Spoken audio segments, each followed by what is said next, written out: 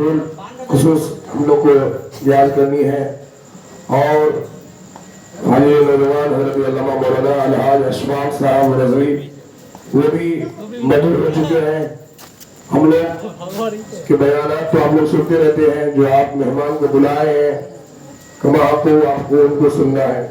आप एक मरतबा मोहब्बत के साथ दरूद पाक पढ़िए, अल्लाहुम्मा सल्ली अला सय्यिदना मौलाना मुहम्मद मादन al-Judi wal-Karam सल्लल्लाहु अलैहि सलातो व सलाम अलैका या रसूलल्लाह सल्लल्लाहु तआला अलैहि वसल्लम। जो बंदा मोमिन सिद्ध के दिल से एक मरतबा अपने आका सल्लल्लाहु तआला अलैहि वसल्लम पर दुरूद पढ़ता है तो रब तबारक व तआला उसके तमाम अमाल में 10 रहमतें नाज़िल फरमाता है और उसके 10 गुनाह मिटा दिया जाता है और उसकी बख्शिश व निजात कर दिया जाता है। अज़ीज़ान मिल्लत इस्लामिया, जब भी ऐसे प्रोग्राम ऐसे महफिल में आप बैठने की सादतें बरकतें हासिल करें तो आप पाक साफ होकर, कुछ हज़रात तो ऐसे भी होते हैं कि टोपी भी नहीं पहनते हैं, ऐसे ही आ जाते हैं। आपको इस महफिल की अदब करनी चाहिए और हमारे माँ बहनें जब आए तो अपने सरों को ढक कर बैठे, अदब के साथ बैठे, क्योंकि ये महफिल है और ये महफिल में अदब के साथ बैठना चाहिए, आना चाहिए, बावजूद होकर आना चाहिए। अज़ीज़ान मिल्लत इस्लामिया, बिला तवसील मैं आप हज़रात के सामने आपके आए हुए मेहमान हज़रत अल्लामा मौलाना अशफाक आलम साहब को दावत सुखन देने जा रहा हूँ। उनका इस्तेमाल हम नारे तकबीर नारे रिसाले से करें, जोरदार नारा लगे, नारे तकबीर, नारे तकबीर, नारे रिसाला, नारे रिसाला, मसलक आला हज़रत, मसलक आला हज़रत, नारे सुन्नत, नारे तकबीर, नारे रिसाला। फसाद नाज करती है, बलावत नाज करती है, फसाद नाज करती है, बलावत नाज करती है, आपके तकरीर पर पूरी मिल्लत नाज करती है।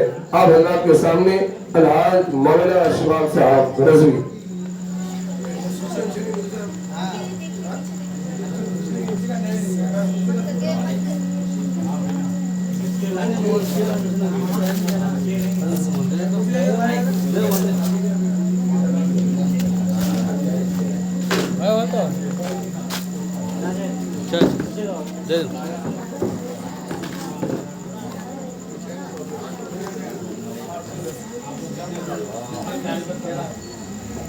स्टेज पर अफरोज मुअज़्ज़ज़ उलमाए किराम,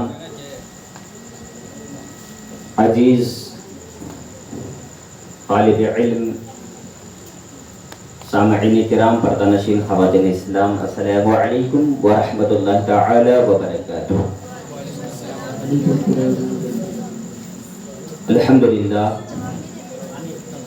अल्हम्दुलिल्लाहि रब्बिल आलमीन वल आक़िबतु लिल मुत्तक़ीन वस्सलातु वस्सलामु अला मन काना नबिय्युन व आदमु बैनल माइ वत्तीन व अला आलिहि व अस्हाबिहि अजमाईन, अम्मा बअद, फ़अऊज़ु बिल्लाहि मिनश शैतानिर रजीम। बिस्मिल्लाहिर रहमानिर रहीम। क़ाल नबिय्यु सल्लल्लाहु अलैहि वसल्लम, अन्निकाहु बिन सुन्नती फमन रग़िबा अन सुन्नती फलैसा मिन्नी।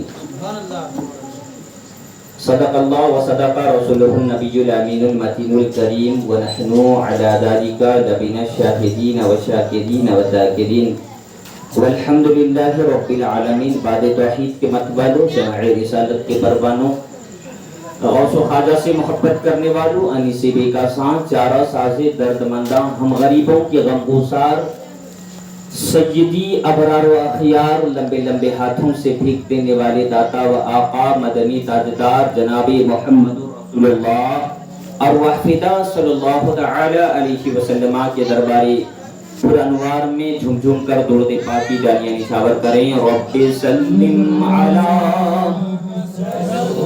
रसूलिल्लाह, रब्बि सल्लिम अला रसूलिल्लाह, मरहबा मरहबा रसूलुल्लाह, मरहबा मरहबा रसूलुल्लाह।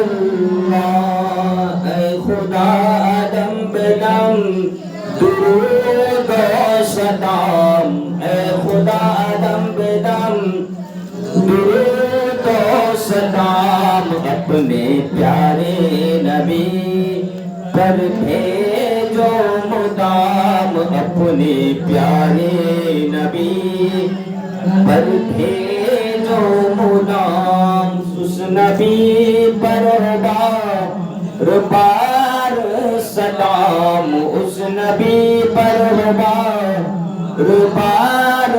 سلام پہنچے ہر پل میں 100,000 سلام پہنچے ہر پل میں 100,000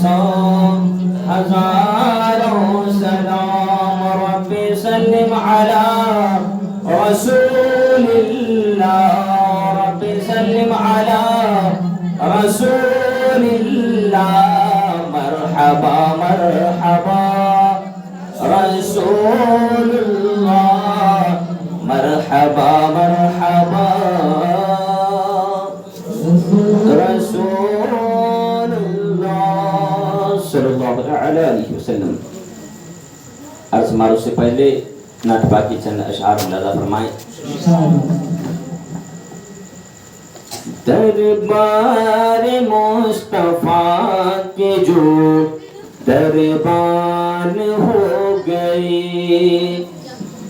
دربار مصطفیٰ کے جو دربان ہو گئے دربار مصطفیٰ کے جو دربان ہو گئے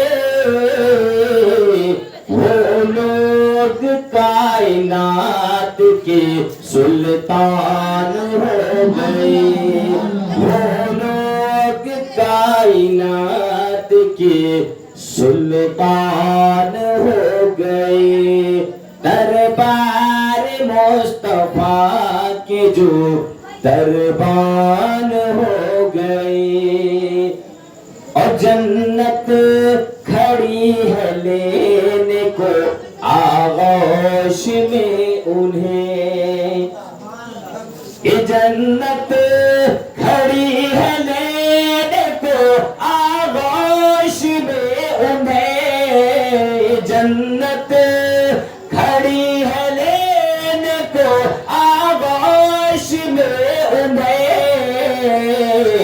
جو بھی رسول پاک پہ قربان ہو گئی جو بھی رسول پاک پہ قربان ہو گئی دربار مصطفیٰ کے جو دربان ہو گئے.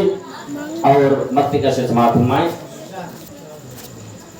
دربار مصطفیٰ کے جو دربان ہو گئے سجاد یہ نگاہ نبوت کا فیض تھا سجاد یہ نگاہ نبوت کا فیض تھا کہ سجاد یہ نگاہ نبوت کا فیض تھا خواجہ پیا جو ہند کے سلطان ہو گئے خواجہ پیا جو ہند کے سلطان ہو گئے دربار مصطفیٰ کے جو دربان ہو گئے وہ لوگ کائنات کے سلطان ہو گئے.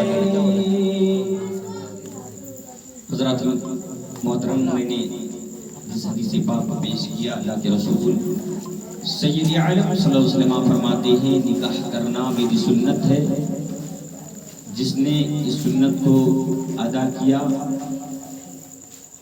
وہ یقیناً میرے آقا فرماتے ہیں وہ ہم میں سے ہیں اور جس نے اس سے اعراض کیا وہ ہم میں سے نہیں.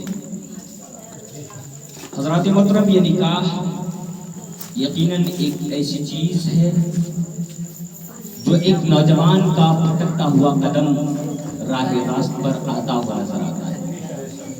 اگر کوئی نوجوان غلط راستے پر جانا چاہتا ہے تو نکاح ایک ایسا زنجیر ہے، جب اسے پیر میں باندھ لیتا ہے تو آٹومیٹک طور پر وہ نوجوان جو غلط راستے پر جانے والا تھا، اللہ تبارک و تعالیٰ انہیں راہ راست پر کھڑا فرما دیتا ہے، راہ راست پر لا دیتا ہے، کیونکہ اس نے ایک ایسی چیز کو اپنی زندگی سے اپنے گلے سے لگایا جس کو میرے آقا نے فرمایا جو میری سنت کو ادا کرتا ہے وہ ہم میں سے ہے، اور جو اس سنت کا عراج کرتا ہے وہ ہم میں سے نہیں ہے۔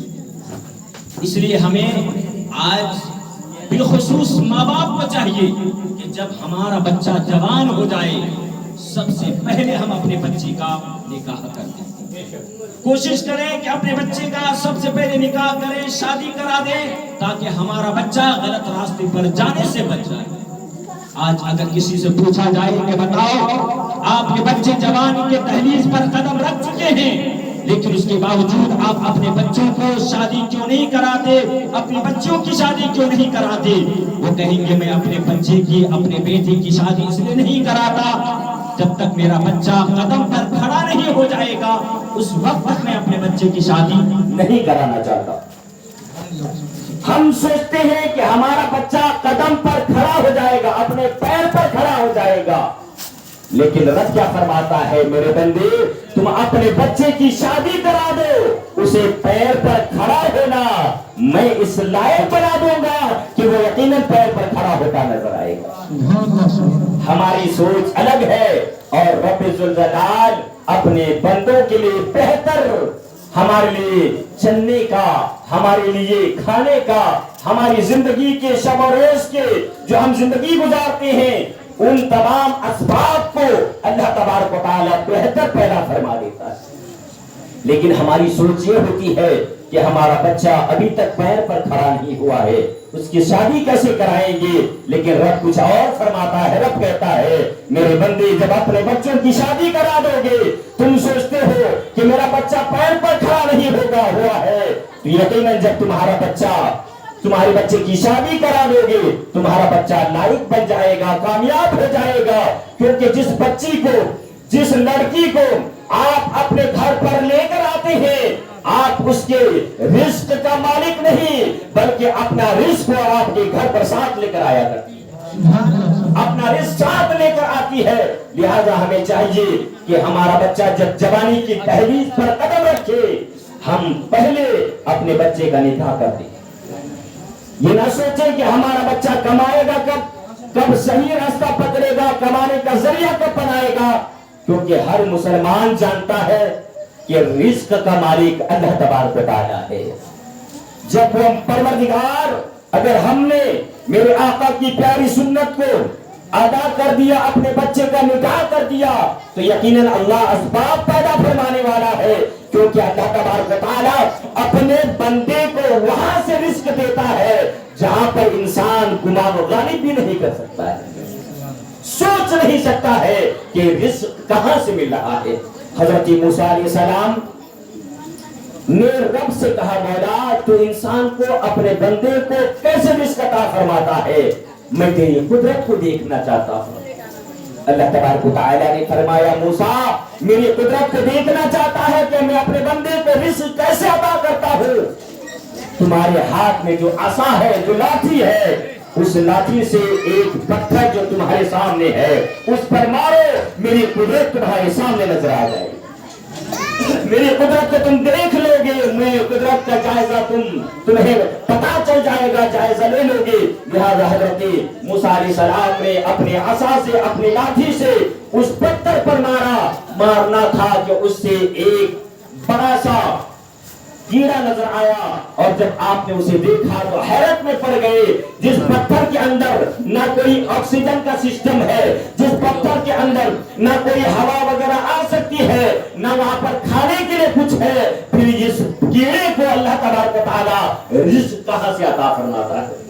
کہا مولا اس پتھر کے اندر جو کیڑا ہے اسے تو رزق کہاں سے دیتا ہے؟ اللہ تبارک و تعالیٰ نے فرمایا اے میرے محبوب موسیٰ اگر تم یہ دیکھنا چاہتے ہو کہ میں اسے رزق کیسے دیتا ہوں، دیکھو اس کے ارد گرد پھل फ्रूट के अंबार लगे हैं, लेकिन इतने मेरी मोहब्बत में, मेरी इबादत में इतना मुस्तगरक हो चुका है कि उसे खाने की फुर्सत नहीं है, उसे खाने की भी फुर्सत नहीं है।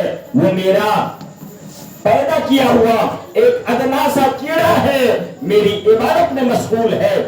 पता चला अल्लाह तबारक व तआला अपने बंदों को देता है, हमारे लिए रिस्क को ऐसा तलाश, रिस्क हमें ऐसा तलाश करता है जैसे इंसान को मौत तलाश करती है, जैसे कि इंसान को मौत तलाश करती है, उसी तरह रिस्क हमारे तलाश में रहती है।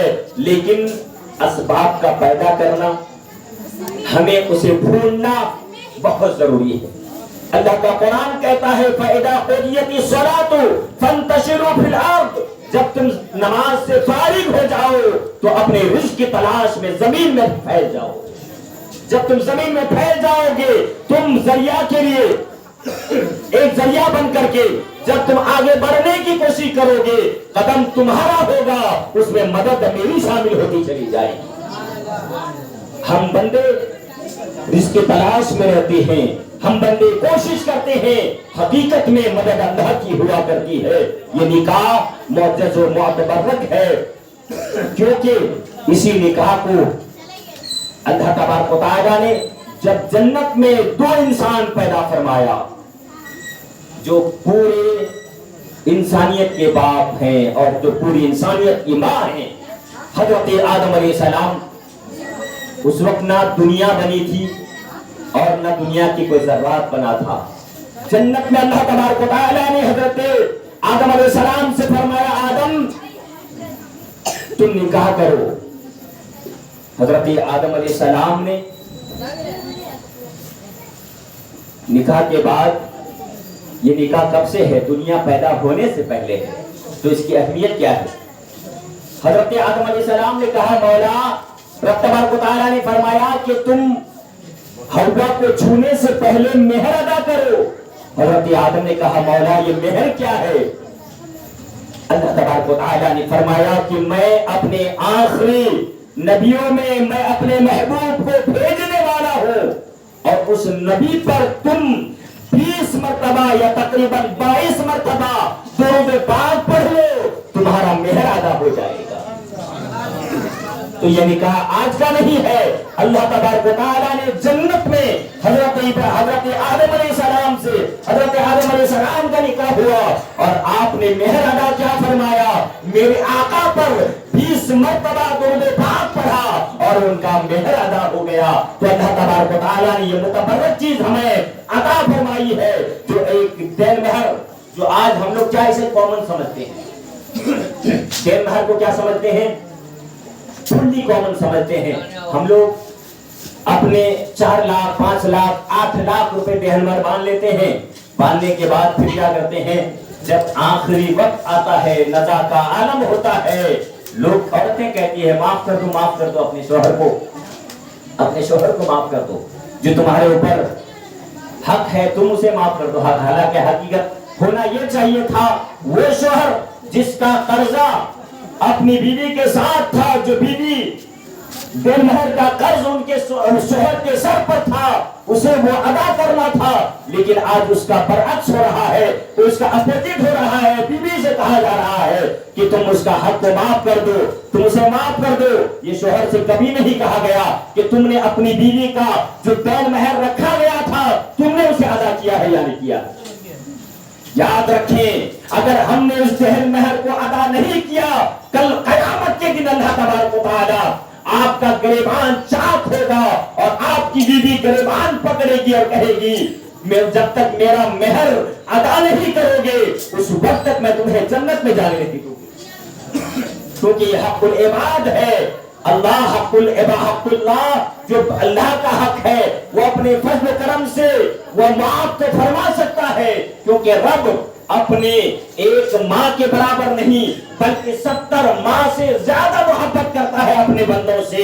जो रब अपने बंदों से 70 माँ से ज्यादा मोहब्बत करता है, यकीनन अपने गुनहगार बंदों को वो माफ कर सकता है और इंशाअल्लाह माफ फरमा देगा। लेकिन जो हक़ुल इबाद है, بندوں کا حق ہے.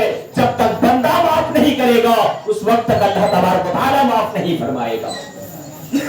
اس لیے جو بیوی کا حق ہم پر ہے دین مہر کی صورت میں جو ہم نے لے رکھا ہے, ہمارے اوپر قرضہ ہے, ہم اس سے کوشش کریں کہ ہم اس قرضے کو پورا کریں. اگر ہمارے پاس پیسے نہیں ہوتا ہے تو زمین ہے, ہم اپنی زمین کو اپنی شریک حیات کے نام کر دیں, بیوی کے نام کر دیں اسی رقم کے برابر, تو ہو سکتا ہے اسی صورت میں آپ کا صورت ہو سکتی ہے. اگر زمین آپ کے پاس ہے تو زمین آپ بیوی کے نام کر دیں, یقیناً اس صورت میں بھی آپ کا دین مہر ادا ہو جائے گا. لیکن اگر آپ نے ادا نہ کیا تو یقیناً حق العباد ہے, یہ بندے کا حق ہے. کل قیامت کے دن اس کا آپ کو یقیناً بدلہ دینا پڑے گا. لہذا ضروری ہے کہ ہم اپنی رہتی زندگی میں اپنی بیوی کا حق کو پورا ادا کر کے جب دنیا سے جائیں گے, جب ہمارے اوپر کسی کا حق نہیں ہوگا تو یقیناً اللہ تبارک و تعالیٰ اپنے فضل و کرم سے ہماری مغفرت عطا فرما دے گا. حضرات, آج بندوں کا حق ہوا کرتا ہے, کبھی بھائی کا حق ہمارے گھر پر ہے, کبھی بہن کا حق ہمارے اوپر ہے, کبھی ماں کا حق ہمارے اوپر ہے, کبھی ہمارا حق ہمارے رشتے دار کا ہے, لیکن ہم اس حق کی پرواہ نہیں کرتے ہیں. یاد رکھیں کل جب قیامت کا دن ہوگا اللہ کے رسول سید عالم صلی اللہ علیہ وسلم نے فرمایا کہ ایک شخص ایسا ہوگا جس کو اللہ جنت کا پروانہ عطا کر دے گا, لیکن جنت کا پروانہ ملنے کے باوجود بھی وہ شخص جہنم میں جاتا ہوا نظر آئے گا. رب تبارک و تعالیٰ فرمائے گا فرشتوں سے, فرشتوں جاؤ اسے جنت میں داخل کر دو. اچانک بہن دوڑتی ہوئی آ جائے گی, کہے گی مولا یہ اس وقت تک جنت جا نہیں سکتا جب تک میرا حق ادا نہ کرے, لہذا آج مجھے اس کا حق چاہیے. رب تبارک و تعالیٰ اس کی نیکیوں میں سے اس کے بہن کو دے دے گا. پھر اس کے بعد اس کا بھائی آ جائے گا, بھائی دعویٰ کرے گا جب تک میرا حق ادا نہ کیا جائے جب تک میں اسے جنت میں جانے نہیں دوں گی. رب تبارک و تعالیٰ اس کی نیکیوں میں سے اس کے بھائی کو دے گا, باپ آ جائے گا, ماں آ جائے گی, گویا کہ جس کا قرضہ ہمارے سر پر ہے سب کے سب آ جائیں گے. اور آنے کے بعد جب ہماری نیکیوں میں سے نکال کر اس حق پانے والوں کو دے دیا جائے گا, یہاں تک کہ ایسا ہوگا جس کی نیکیاں اللہ کے رسول فرماتے ہیں کہ ان کی نیکیاں اور پہاڑ کے برابر تھی, لیکن عالم یہ تھا کہ جب اپنے اقارب کے, اپنے بھائی بہن کے, اپنے ماں باپ کے اس نے حق ادا نہ کیا تھا تو اس کی نیکیوں میں سے نکال کر اسے دے دیا جائے گا.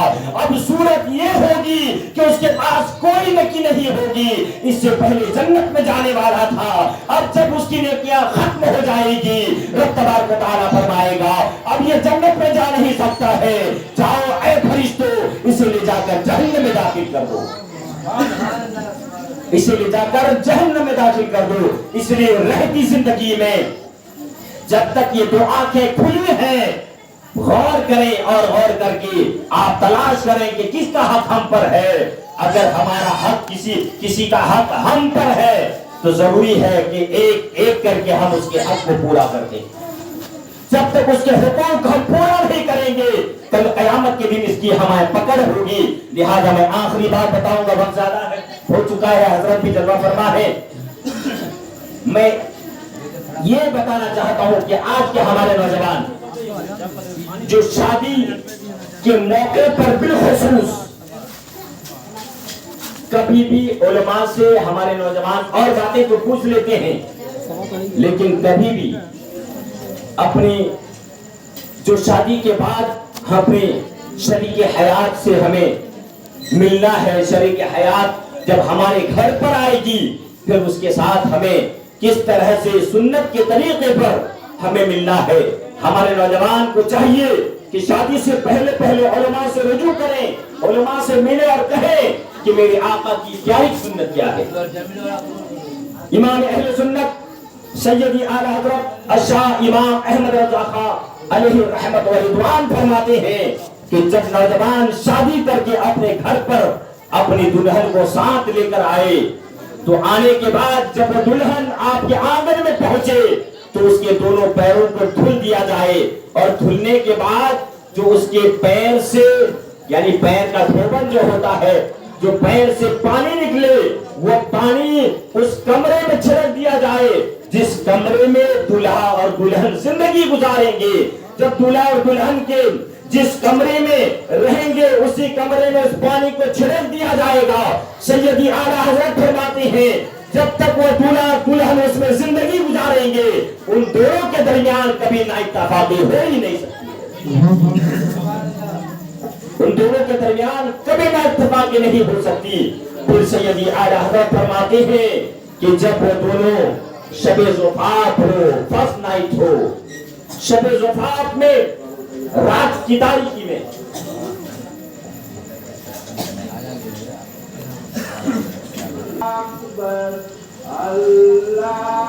صلاۃ و سلام علیک یا رسول اللہ صلی اللہ علیہ وسلم.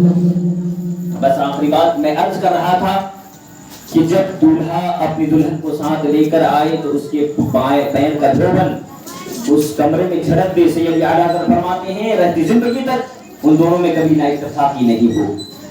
پھر سیدی اعلیٰ حضرت فرماتے ہیں کہ جب فرسٹ نائٹ ہو شب زفاف ہو پہلی رات ہو شادی کی اس رات میں دولہا اور دلہن رات کی تاریکی میں وضو بنائے اور وضو بنا کر جو دوپٹہ جو اوڑھنی دلہن کے جسم میں ہو وہ دولہا لے لے اور لے کر آگے مصلی کی جگہ پر بچھا دے یعنی اسے مصلی بنا لے اور مصلی بنا کر بچھا دے اور وہ دلہن ایک مصلی لے کر پیچھے مصلی کو بچھا کر اس پر کھڑی ہو جائے اور جب کھڑی ہونے کے بعد دونوں دو رکعت نفل نماز ادا کرے دونوں دو رکعت نفل نماز ادا کرے اور نفل نماز ادا کرنے کے بعد وہ دولہا اپنے دائنا ہاتھ اپنی بیوی کے پیشانی پر رکھے اور پیشانی پر رکھنے کے بعد رب سے دعا کرے اے میرے اللہ جو اس میری شریک حیات کے اندر برائیاں ہو ان تمام برائیوں کو دور کر کے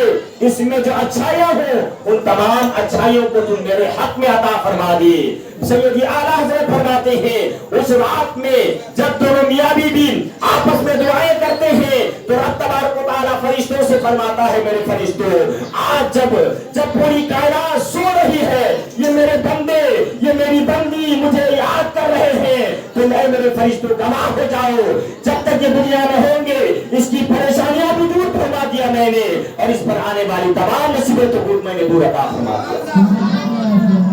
اور اس پر ہم جب دعائیں کریں گے ایسے عالم میں اپنے اولاد کے لیے دعائیں کریں گے تو اس نائٹ میں اس فرسٹ نائٹ میں جب رب کی بارگاہ میں دعائیں کرتے ہیں اللہ تبارک و تعالی ہماری دعاؤں کو قبول عطا فرماتا ہے. حضرات وقت میں گنجائش نہیں لہذا مزید لب کشائی کی ضرورت نہ کرتے ہوئے میں چاہوں گا کہ حضرت اللہ حضرت علامہ مولانا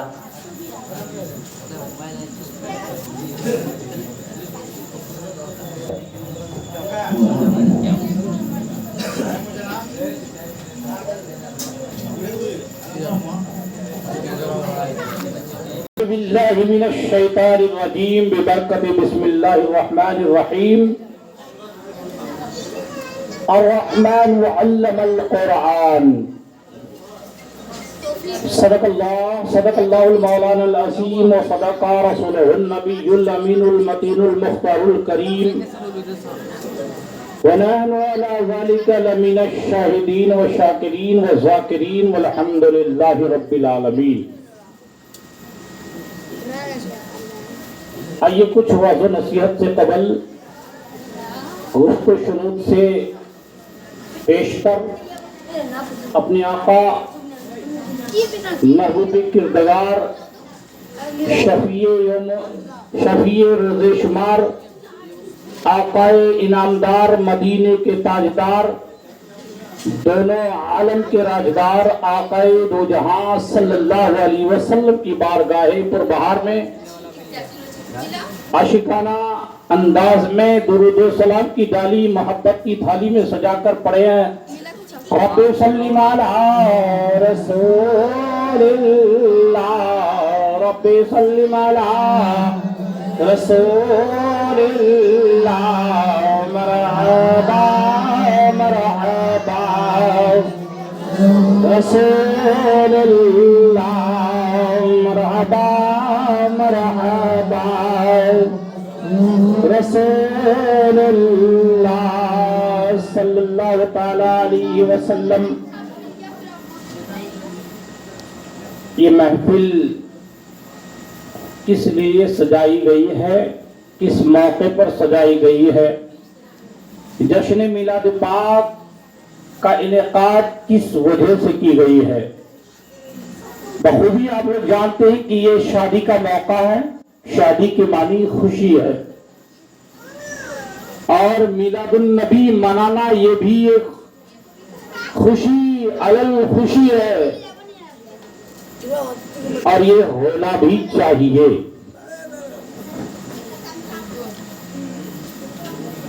शायर फरमाते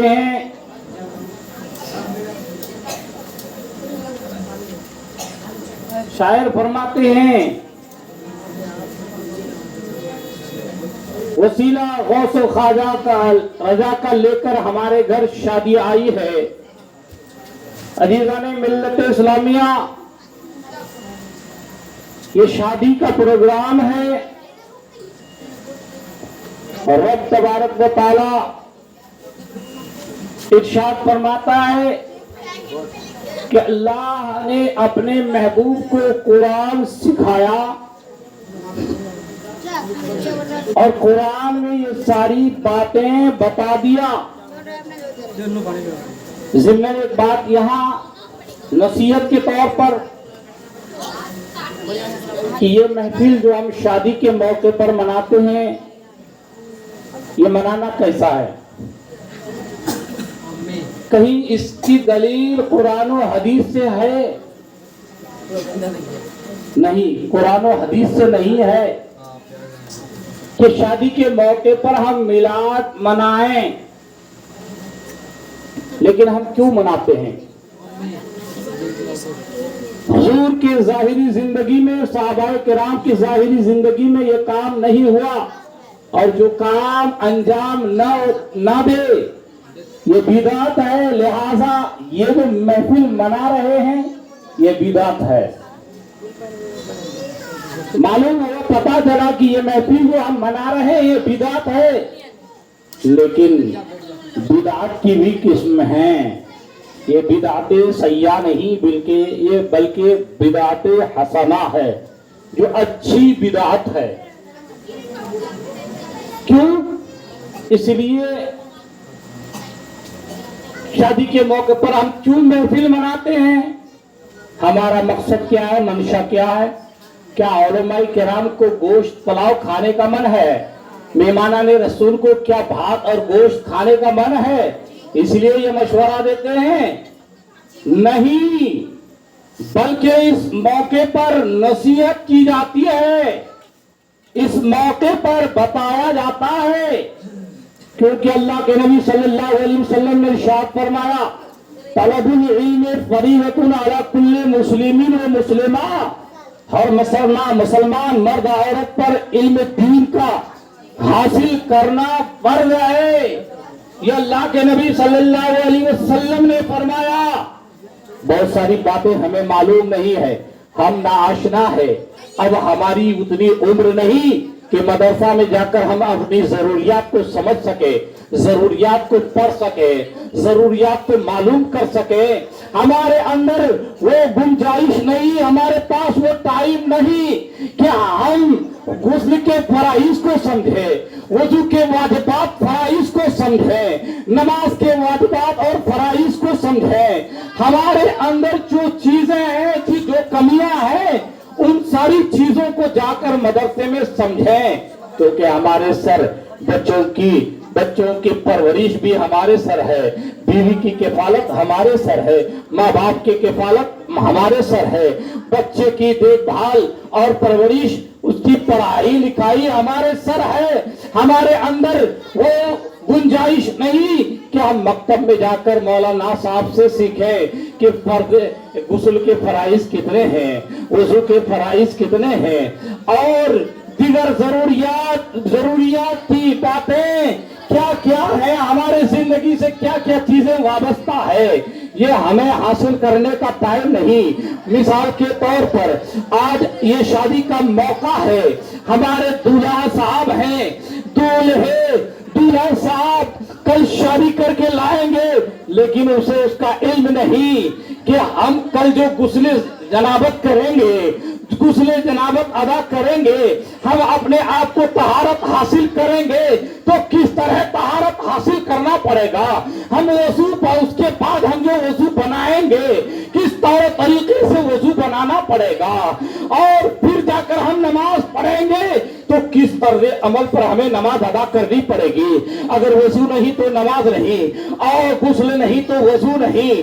ہم غسل کے فرائض کو جب جان نہیں سکیں گے تو یہ سارا عمل ہمارا بیکار رب کی بارگاہ میں پوچھی جائے گی, تم نماز پڑھ کر آئے ہو یا نہیں, تو اپنے فریضہ سے شگفتوش ہو کر آئے ہو کہ نہیں.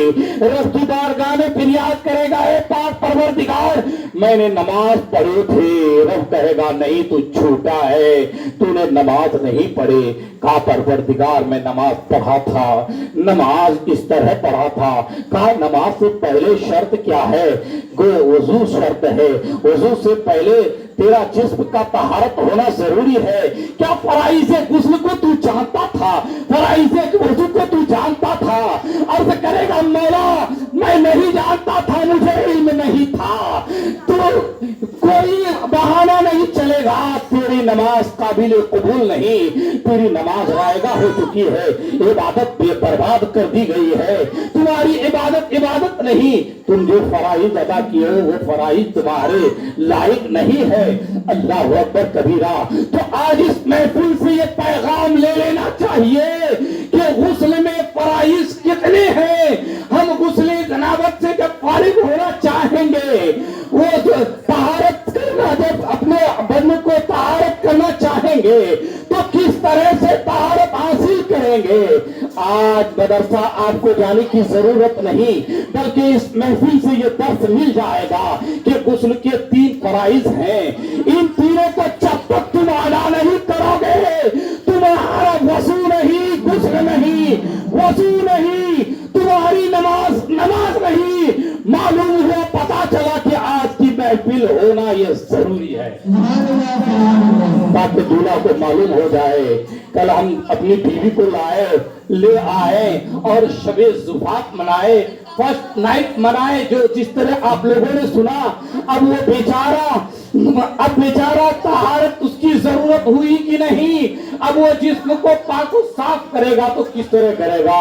اس کے لیے غسل فرائض 3 ہیں. اس غسل فرائض کو جب تک ادا نہیں کرے گا, اگر 100 بالٹی پانی بھی انڈیل دے تو غسل نہیں ہوگا, طہارت حاصل نہیں ہوگی. لہذا آج 99 نوجوانوں سے میں مخاطب ہوں, 100 تو نہیں, 99 نوجوانوں سے مخاطب ہوں کہ غسل کے فرائض کتنے ہیں اسے معلوم نہیں. جانوروں کی طرح ہم زندگی گزار کر کے وقت کو برباد کر دیتے, ہمیں پتا نہیں کہ ہم اپنے جسم کو کس طرح پاک کریں. آپ غسل کے فرائض 3 ہیں, غور سے سنیں. جب تک آپ ان تینوں فرائض کو ادا نہیں کریں گے آپ کا غسل نہیں ہوگا. سب سے پہلے آپ کو ناک میں پانی چڑھانا پڑے گا. سب سے پہلے کلی کرنا پڑے گا, گڑگڑا کرنا پڑے گا, اور کلی کرنے کے بعد ناک میں پانی چڑھانا پڑے گا. یہ نرم ہڈی تک پانی آپ کو چھو لے. اور تیسرا فرائض یہ ہے کہ پورے جسم میں پانی بہہ جائے. اگر کوئی ایک رونگٹا بھی باقی رہ گیا, ان 3 فرائض کو ادا کرنے میں کوئی کسر اور کوتاہی کر دیے تو آپ کا غسل نہیں. جب غسل نہیں تو آپ کا جسم پاک نہیں, اور جسم پاک نہیں تو آپ کا وضو بھی نہیں, غسل اور نماز بھی نہیں. آپ جتنی بھی عبادت کر لے, آپ بالکل آپ کے لیے رائگاں اور ناقابل قبول. لہذا ان باتوں پہ, ان چھوٹی چھوٹی باتوں پہ عمل کرنے کی ہم سب کو اللہ تعالی توفیق رفیق عطا فرمائے, اور ان محفلوں میں ایک ایک مسائل کو سمجھنے کی توفیق عطا فرمائے. اسی حکمت عملی کی بنیاد پر شادی کے موقع پر میلاد منانا، کوئی کسی موقع پر میلاد منانا، باپ کی برسی پہ میلاد منانا، باپ کے چہلم پر میلاد منانا، حقیقتاً یہ ہے کہ ان تمام ضروریات کو بتانا اور ان ضروریات پر عمل کرنے کے لیے بتانا، اس مقصد سے محفل پاک کا انعقاد کیا جاتا ہے. لہذا میرے نوجوانوں سے گزارش کروں گا کہ کسی بھی محفل میں جائیں، جتنی مسائل کی باتیں آپ کو بتائی جائے کما حق کو اس پر عمل کرنے کی کوشش کریں. وآخر دعوانا الحمدللہ رب العالمین. استغفر اللہ ربی من کل ذنب واتوب الیہ. لا الہ الا اللہ محمد رسول اللہ صلی اللہ تعالی علیہ وسلم. عرش و کرسی جھکے تسلیم آمد کے لیے اور کھڑے ہوئے مومنوں تعظیم احمد کے لیے.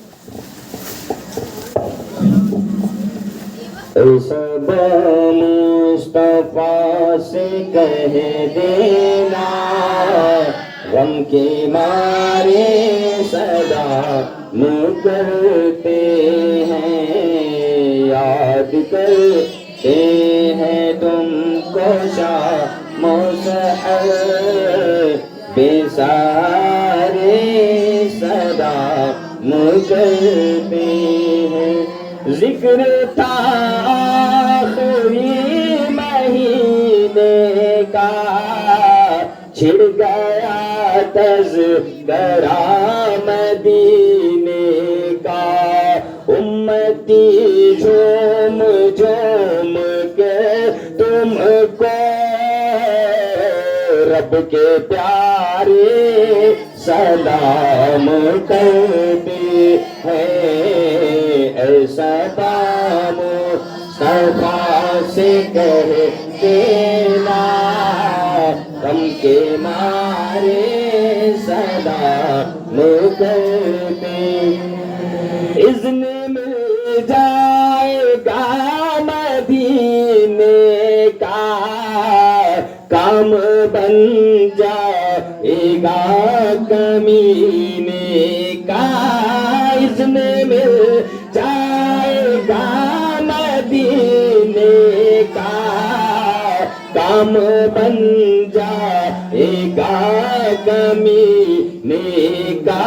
حاجیوں مصطفیٰ سے کہہ دینا، غم کے مارے سلام کرتے ہیں.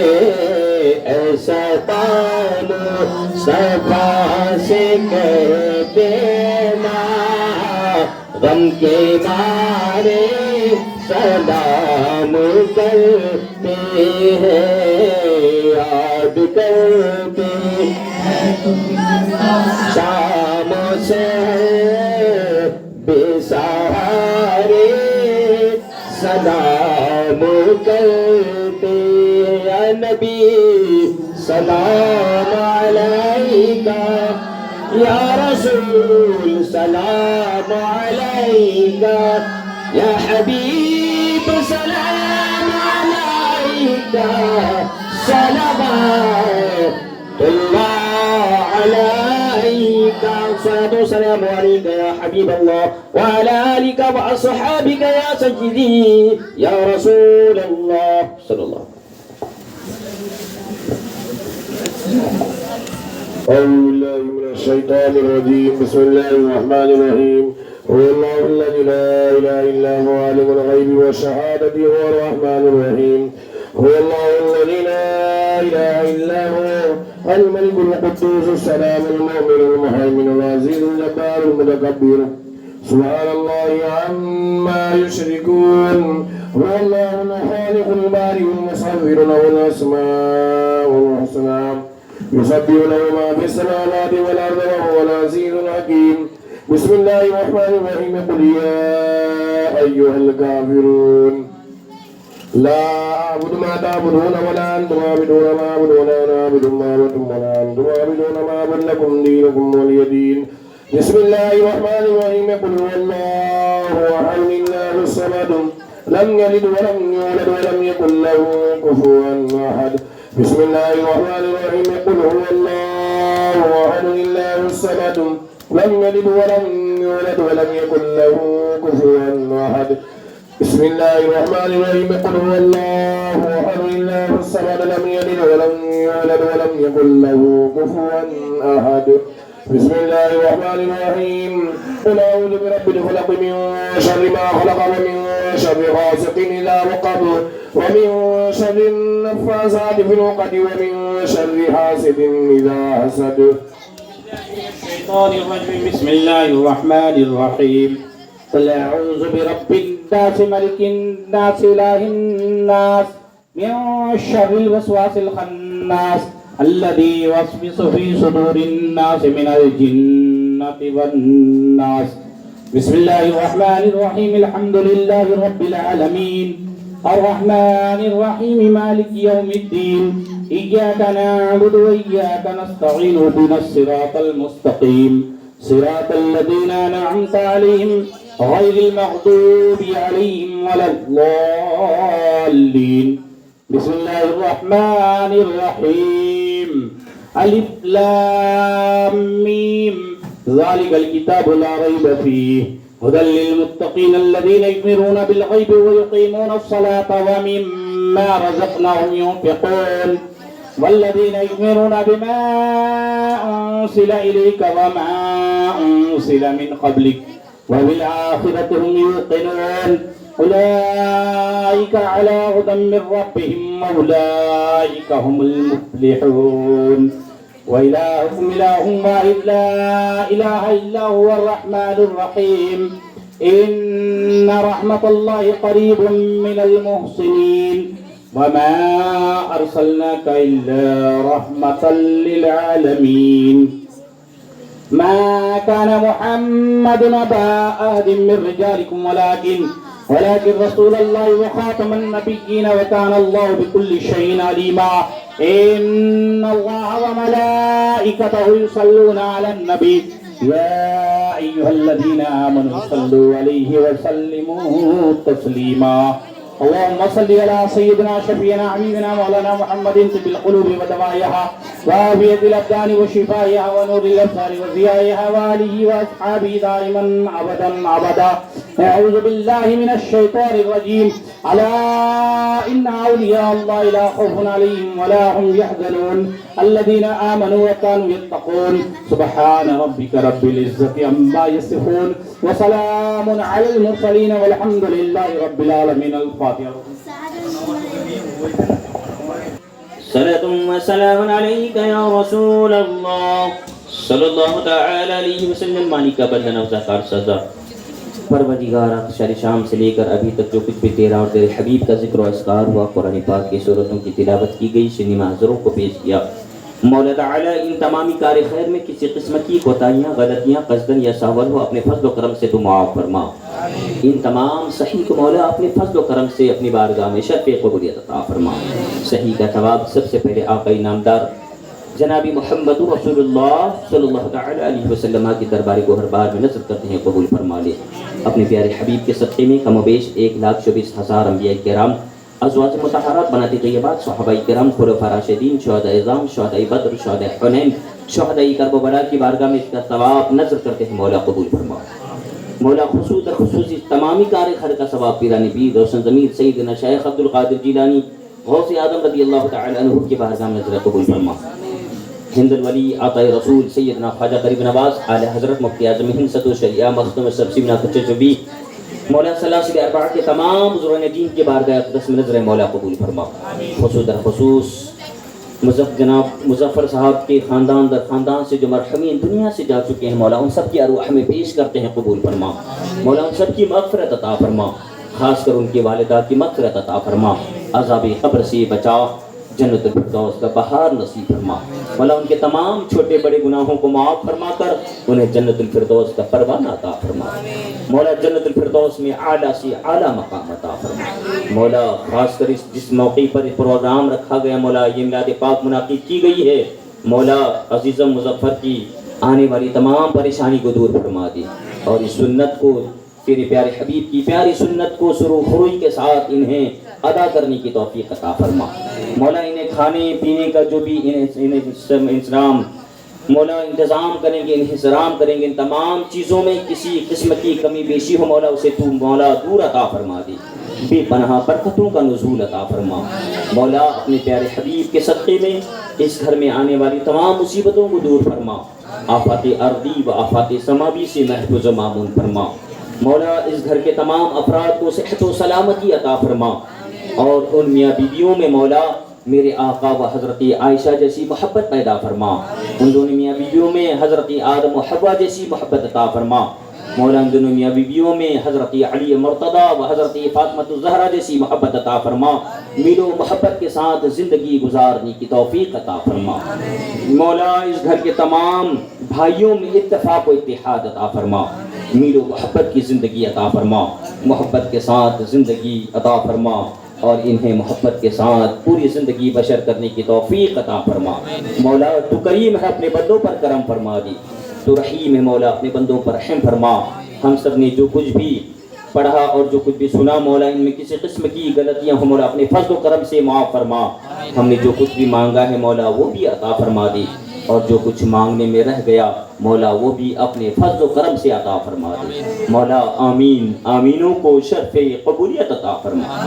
قال اللہ تبارک و تعالی فی شان حبیبہ المصطفیٰ ان اللہ وملائکتہ یصلون علی النبی یا ایہا الذین آمنوا صلوا علیہ وسلموا تسلیما اللہم صلی علی سیدنا مولانا محمد بارک وسلم صلاة و سلاما علیک یا رسول اللہ صلی اللہ تعالی علیہ وسلم، جب دم واپسی ہو یا اللہ لبر ہو لا الہ الا اللہ محمد رسول اللہ۔